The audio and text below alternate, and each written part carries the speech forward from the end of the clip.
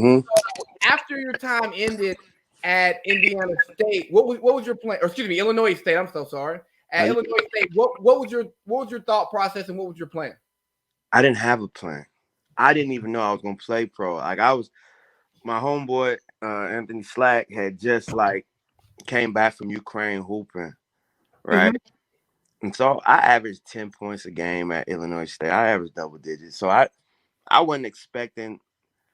I didn't know what overseas was like. I didn't have no big homie or nothing like that that was putting me on game. Like it was. I just remember after the season, I had got soon as the season was over, I had agents hitting me up in my on my Facebook. This is when Facebook was just now really popping, Mm-hmm.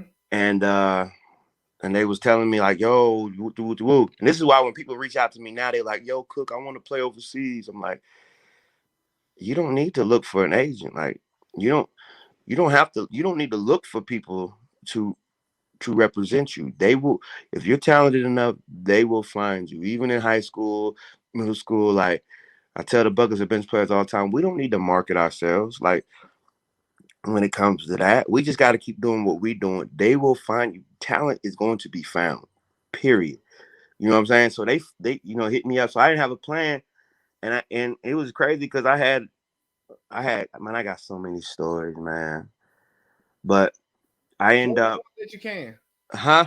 Tell the ones that you can. That's what we have to do. All right, so this is what happened. So I had uh an agent hit me up and he was telling me, he was like, yo, just to be raw, he was like, yeah, what I'm saying, you went to Illinois State, you didn't really, he just gave it to me real. He was like, you didn't, what I'm saying, you're not gonna get that much money. And this is what he told me. So then I had another agent who was telling me, yo, I can get you $15,000 a month.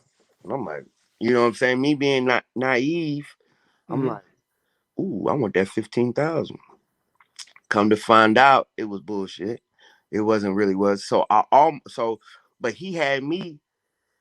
I had signed to this agent, so I'm like, I'm thinking I'm going there. So I almost missed out on my opportunity to play overseas, and it just happened that I ran across another guy who went to Bowling Green, who had the same type contract that I had, and we found out this dude was scamming us.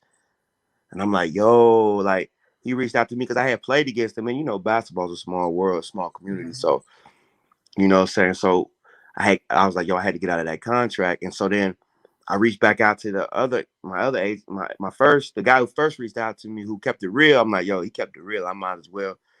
So I reached back out to him. He was like, yeah, I see what I could do. I get you in Germany, but you're only gonna make $1,000 a month. And I'm just like, shit, I gotta get out of here. I gotta do what I gotta do. We're gonna figure this thing out, right?